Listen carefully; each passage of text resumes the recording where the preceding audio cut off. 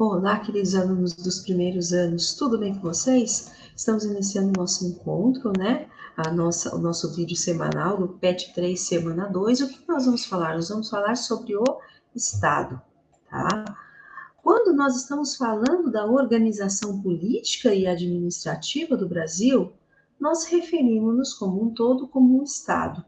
O Estado brasileiro, assim, ele é formado por uma grande estrutura, formada pelos três poderes, executivo, o legislativo e o poder judiciário.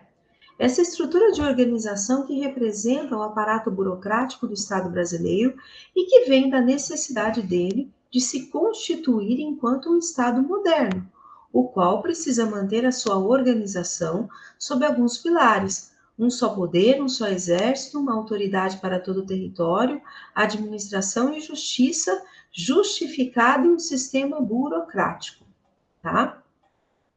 De forma minuciosa, nós sabemos que o processo civilizador, de acordo com o que diz o nosso sociólogo Norbert Elias, ele analisa os processos históricos de construção do Estado moderno na Europa.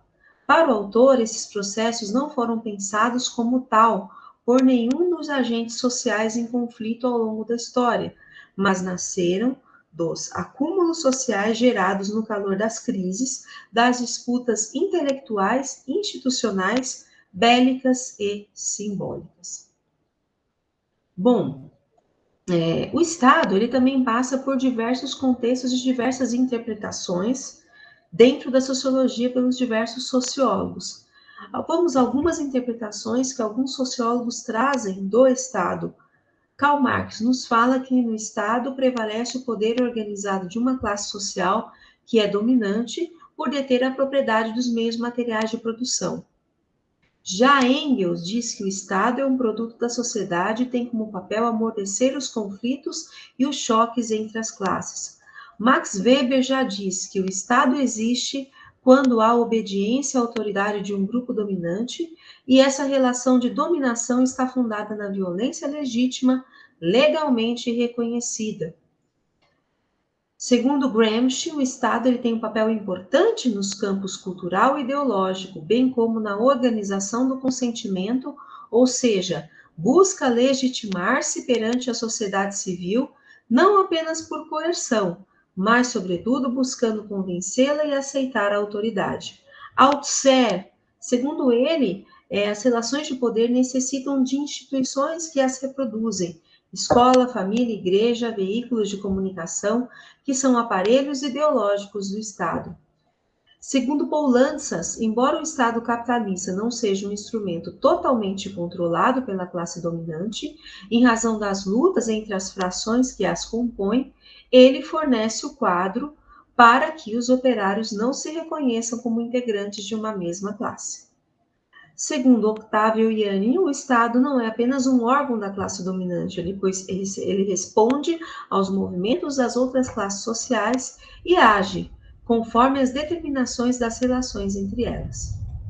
E ela faz parte do jogo de interesses sociais. Bom, após a leitura das interpretações da natureza do Estado, nós precisamos observar que essas compreensões foram feitas em momentos históricos específicos, nos quais as estruturas sociais permitiam estabelecer essas interpretações. Qual, então, portanto, é o papel do Estado? É necessário que nós reflitamos a esse respeito.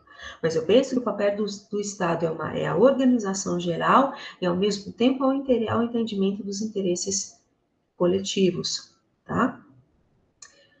O Enem, né, o exercício do Enem dessa semana nos traz uma charge. E de acordo com as teorias políticas e de acordo com a interpretação da charge, a formação do Estado é explicada pela renúncia que os indivíduos fazem de sua liberdade natural quando, em troca da garantia de direitos individuais, transferem a um terceiro o monopólio do exercício da força. O conjunto dessas teorias é denominado de liberalismo. Exercício número 2.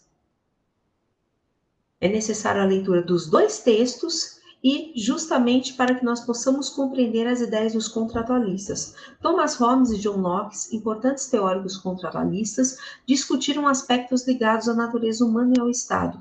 Thomas Hobbes, diferentemente de John Locke, entende o Estado de natureza como uma Letra A, condição de guerra de todos contra todos, miséria universal, insegurança e medo da morte violenta. Ou seja, esses autores defendem a necessidade de um Estado para trazer segurança social e jurídica. Exercício número 3. O exercício traz um texto de Kant, e nesse texto, o Estado ele é uma pessoa autorizada a cobrar impostos dos cidadãos ricos para suprir as necessidades dos cidadãos pobres. Lamentavelmente, o imposto sobre grandes fortunas ele está previsto na Constituição Federal, mas os governantes não conseguiram a sua regulamentação.